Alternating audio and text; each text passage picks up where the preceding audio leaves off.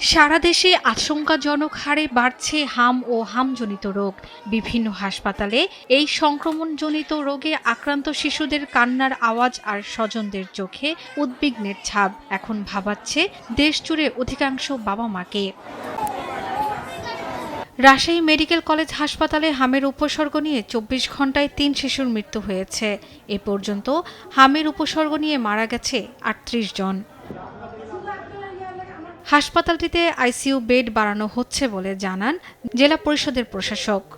আমরা আশা করছি ICU bed খুব দ্রুত সময়ের মধ্যে এখানে বৃদ্ধি যেন করা যায়, সেই প্রক্রিয়াতে আমরা ইতিমধ্যেই আমাদের রাজশাহী মেডিকেল কলেজের ডাইরেক্টর মহোদয় কর্মকর্তারা পদক্ষেপ গ্রহণ করেছে। কুষ্টিয়ায় হামের উপসর্গ নিয়ে আইজা ও ইব্রাহিম নামে ২ শিশুর মৃত্যু হয়েছে। শুক্রবার রাতে কুষ্টিয়া মেডিকেল কলেজ হাসপাতালের হাম আইসোলেশন ওয়ার্ডে চিকিৎসাধীন অবস্থায় মারা যান তারা। এ নিয়ে জেলায় ৪ শিশুর হামের উপসর্গ নিয়ে মৃত্যু হলো। বর্তমানে বিভিন্ন হাসপাতালে ভর্তি রয়েছে ২৩০ জন। দুইটা বাচ্চা বেশ খারাপ অবস্থায় আসছিল খুবই খারাপ অবস্থায়। ভিগো ওয়্যার গার্ড প্রয়োজন মতো বাঁকানো যায়, অধিক চাপেও ভাঙে না। ভিগো। হ্যাঁ, তো আমরা চিকিৎসা দিতে দিতেই এই রোগীগুলো খারাপ হয়ে যায়। পাবনা জেনারেল হাসপাতালে ২৪ ঘণ্টায় ৯ শিশু সহ হাম ওয়ার্ডে ভর্তি রয়েছে ৩০ জন। আসে ভোগান্তি, একটা থাকার জায়গা, একটা বেড পাচ্ছি না, আলাদা একটা অবস্থা।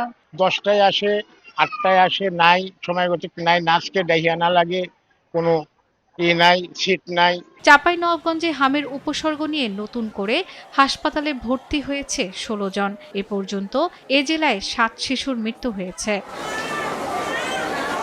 গোপালগঞ্জে আশঙ্কাজনক হারে বাড়ছে হামে আক্রান্ত রোগীর সংখ্যা। গোপালগঞ্জে বিভিন্ন হাসপাতালে ২৭ জন নতুন রোগী আক্রান্ত হয়েছে এবং এই মুহূর্তে বিভিন্ন হাসপাতালে মোট ৪২ জন রোগী ভর্তি আছে।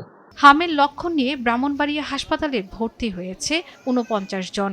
হাম সংক্রান্ত শিশুদের জন্য হাসপাতালে আলাদা করে আইসোলেশন সেন্টার তৈরি করা হয়েছে। যেহেতু এটা ভাইরাসজনিত রোগ, এটার মূলত তেমন কোনো চিকিৎসা নাই, মূলত সিমটোমেটিক চিকিৎসা। তাকে আলাদা করে রাখতে হবে, আইসোলেশন। তাকে পর্যাপ্ত পরিমাণে খাবার দিতে হবে, পানি বেশি খাওয়াইতে হবে, তরল খাবার দিতে হবে। লক্ষ্মীপুরে ৩ শিশু সহ ১৫ জন হামের উপসর্গ নিয়ে হাসপাতালে ভর্তি রয়েছে। নেত্রকোনায় হামের উপসর্গ নিয়ে সদর হাসপাতালে ভর্তি হয়েছে ৭১ জন। শর্মিলা কেয়া, নিউজ ডেস্ক, দেশ টিভি।